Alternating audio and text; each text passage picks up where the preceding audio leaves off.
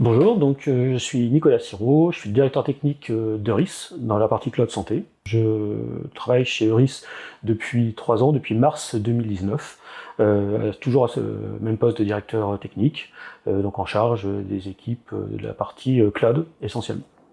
J'ai 47 ans, je travaille dans l'informatique depuis 25 ans maintenant. Je suis pas un informaticien de formation, je suis ingénieur en géophysique de formation, néanmoins j'ai toujours travaillé dans l'informatique et je me suis spécialisé plus particulièrement dans la santé depuis une quinzaine d'années environ. Voilà, en parcourant différents postes, notamment dans le secteur public et dans le secteur privé, et ce qui m'a amené donc il y a 3 ans à intégrer une société qui était Euris et d'approfondir encore plus mes connaissances et d'apporter mon expertise, je pense, en tant que directeur technique sur cette branche. La partie cloud santé, ça consiste essentiellement en l'hébergement d'un certain nombre de clients qui recherchent un hébergement certifié HDS. Donc HDS, c'est l'hébergement de données de santé, donc avec la norme ISO 27001.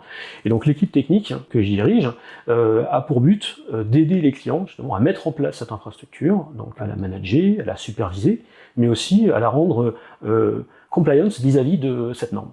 Le travail au quotidien d'un projet classique, c'est la construction d'une plateforme, donc c'est le travail avec les chefs de projet, avec le client, pour arriver justement à une mise en place la plus fluide possible, ensuite la mise en place avec le client, jusqu'à la mise en production. Et cette mise en production permet de déclencher les phases de supervision, de monitoring, et donc qui sont assurées notamment par l'équipe, chez nous qu'on appelle l'équipe Run. Outre ces phases-là, l'équipe technique travaille aussi sur 2 périmètres. Il y a le périmètre privé, c'est-à-dire notre infrastructure, donc on héberge des serveurs dans différents data centers, en France, mais aussi en Chine, et on travaille aussi sur la partie cloud public, donc avec des grands providers type AWS ou Azure, donc essentiellement des providers américains, mais néanmoins qui sont conformes à la réglementation européenne et française, donc HDS.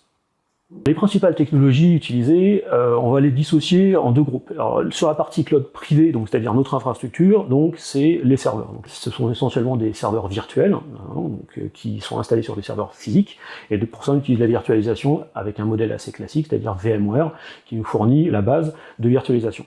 À côté de ça, on a la partie cloud publique, donc AWS, Azure, etc., où là on va utiliser les technologies fournies par ces grands providers, puisque nous, on n'est que en charge de la partie hébergement. Pour gérer tout ça, et pour s'assurer que tout est bien conforme, on a un certain nombre de briques qui nous servent à utiliser et à faire la supervision et le monitoring, donc que ce soit Centreon, Grafana, Prometheus, mais il y a aussi tout un tas d'autres outils qu'on va utiliser au jour le jour, et ça dépend vraiment du métier et vraiment de l'aspect de l'équipe qui travaille sur le projet en question.